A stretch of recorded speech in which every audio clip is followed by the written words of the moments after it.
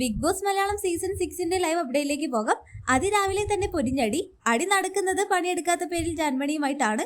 അങ്ങനെ പിന്നീട് അതെല്ലാം കഴിഞ്ഞ് അഭിഷേക് ജയദീപ് പറയുന്നുണ്ട്, ഇന്നത്തെ ടോപ്പിക്കും സ്ക്രീൻ സ്പേസും എല്ലാം എത്തിക്സിനെ കുറിച്ചിട്ടാകും. അത് കേട്ട് സിബിനും നന്ദനയും പറയുന്നു, എല്ലാവരും സ്ക്രീൻ സ്പേസിന് വേണ്ടിയിട്ട് തന്നെയാണ് വന്നത്, അല്ലാതെ ബാത്റൂമിൽ പോയി ഒളിച്ചിരിക്കാനല്ല. അപ്പോൾ അഭിഷേക് ജയദീപ് പറയുന്നു, ഇവിടെ എല്ലാ തിങ്കളും പ്ലാൻ എല്ലാം ചെയ്തിട്ടാണ് വന്നത്.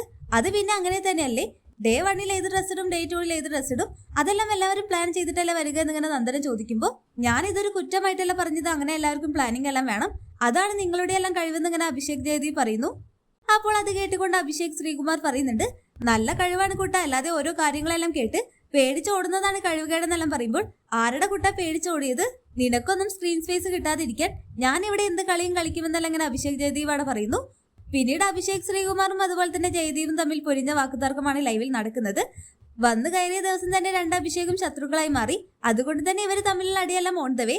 പിന്നീട് അതെല്ലാം കഴിഞ്ഞ് കാണിക്കുന്നത് സായി ഇങ്ങനെ ഗബ്രിയുടെ അടുത്തായിട്ട് പറയുന്നുണ്ട്, നീ ഒരു പവർ ടീം അംഗം എന്ന രീതിയിൽ ഞാൻ നിന്റെ അടുത്ത് പറയുകയാണ്, ആരെങ്കിലും മാറിയിരിക്കുന്നത് ഞാൻ കണ്ടാൽ പിന്നെ ഞാനും ഇവിടെ പണിയെടുക്കില്ല. അപ്പോൾ ഗബ്രി പറയുന്നുണ്ട്, അതെന്തായാലും ഉണ്ടാവില്ല, എല്ലാവരെ കൊണ്ടും പണിയെടുപ്പിക്കുമെന്നെല്ലാം ഗബ്രിയുടെ പറയുന്നു. എന്തായാലും ഒന്നിനെയും ഇനി വെറുതെ ഇരിക്കാൻ സായി സമ്മതിക്കില്ല, എല്ലാം നമുക്ക് കാത്തിരുന്ന് കാണാം. ഹോട്ട്സ്റ്റാർ ലൈവ് അപ്ഡേഷൻ ചാനലിൽ ഉണ്ടാകും.